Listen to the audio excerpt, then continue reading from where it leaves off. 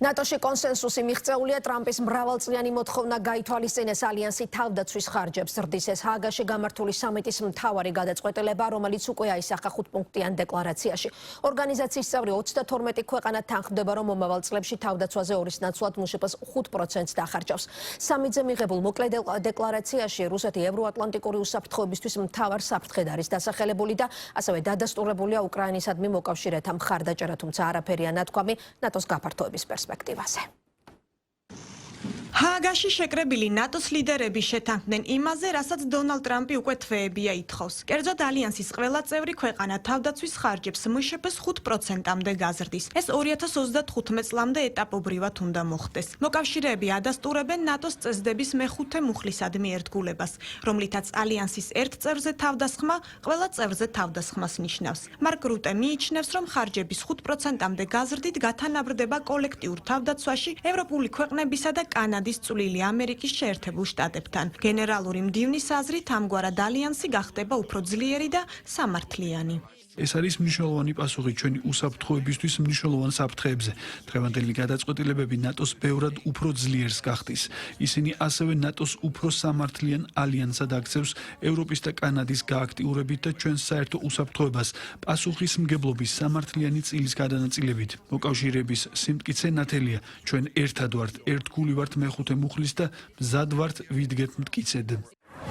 ჰააგის სამიტის დეკლარაცია უჩვეულოდ მოკლე აღმოჩნდა. დოკუმენტი მხოლოდ 5 პუნქტისგან შედგება, მაშინ როდესაც წინა წელს სამიტის დასკვნითი დეკლარაცია 38 პუნქტიანი იყო. წელს დეკლარაციაში არ არის ჩანაწერი ბუქარესტის სამიტის გადაწყვეტილების შესახებ, რომ უკრაინა და საქართველო გახდებიან ნატოს წევრები. ასევე ნახსენები არ არის უკრაინის წინააღმდეგ რუსეთის აგრესია, მაგრამ რუსეთი გამოცხადებულია გრძელვადიან საფრთხეთ ევროატლანტიკური უსაფრთხოებისთვის. ამასთან მოკავშირეები დოკუმენტში ადასტურებენ უკრაინისადმი მხარდაჭერას, მათ შორის სამხედრო დახმარებით. ეს გათვალისწინებული იქნება თავდაცვის გაზრდილ ხარჯებში.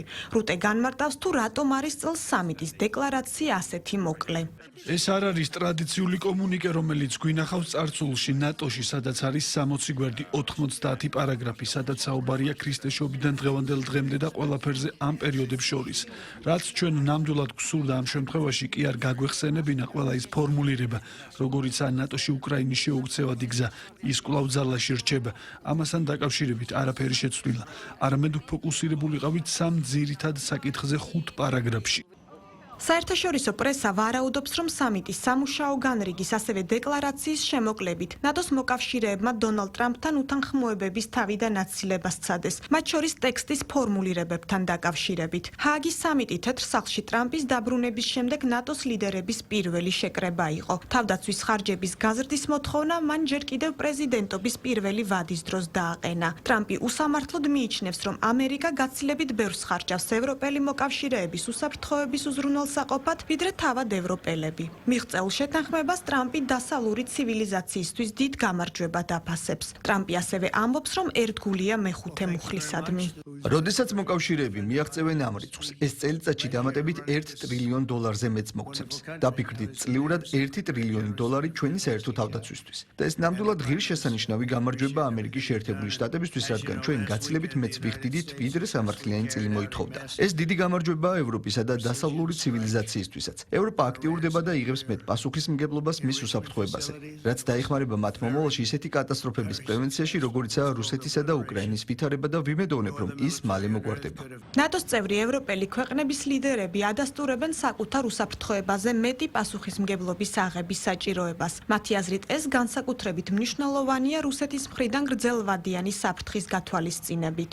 ევროპა, რომელიც მეტს ხარჯავს, მეტ პასუხისმგებლობას იღებს თავის უსაფრთხოებაზე და ტვირთის უფრო დიდ წილს იღებს.